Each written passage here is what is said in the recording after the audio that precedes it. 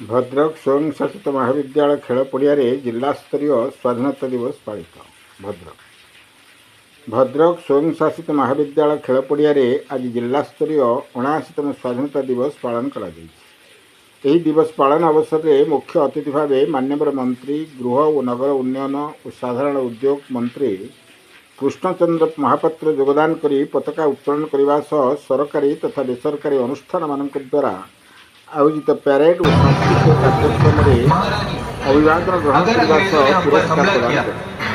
प्रदान कर जिलापाल दिलीप राउतराय आरक्षी अधिकारी मनोज कुमार राउत प्रमुख योगदान कर भद्रक जिला प्रतिनिधि सीताकांत विश्वाल रिपोर्ट। ये स्वाधीनता संग्राम रे निज को बलिदान देइथिले तेणु ये वीर माटी ये पवित्र माटी को सर्वप्रथमे मु प्रणाम करुची। आज मते सरकार तरफ एठी ये पैरेड उत्सव रे उपस्थित रहिबा को अनुमति थिबार मु धन्यवाद देउची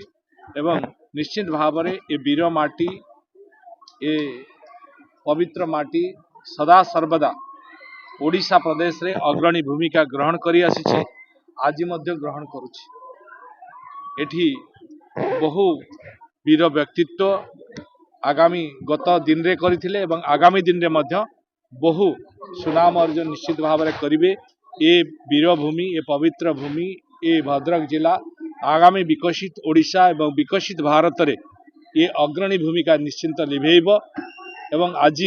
आमे जो आशा करिछु यशस्वी प्रधानमंत्री नरेंद्र मोदी नेतृत्व रे आह्वान रे आज हर घर तिरंगा समस्त घरे तिरंगा झंडा उड़ीब एवं वीर जवान मानकर सम्मान वृद्धि हेब एवं आमर अखंडता भारत वर्षर अखंडता एकता को बजाय रखे।